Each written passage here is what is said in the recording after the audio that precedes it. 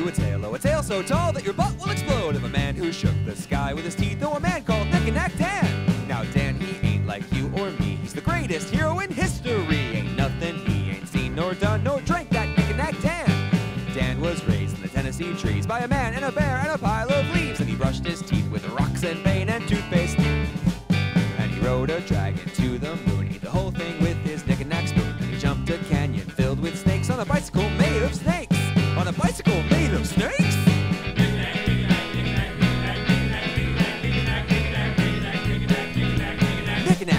Nick-a-Nack Dan. One day Dan woke up in his bed and found with a bang he was 20 feet tall. He said, oh my God, I'm really, really big. Then he stabbed his nuts with a pen. And he bled and he bled and he bled some more. And he bled and it hurt and he bled and bled. And he bled all the way to the Nick-a-Nack hospital.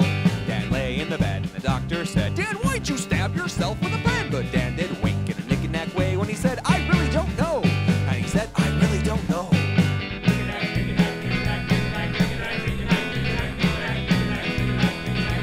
Nick-a-Nack Dan, but the greatest threat that Dan ever faced, not Nami Reds from outer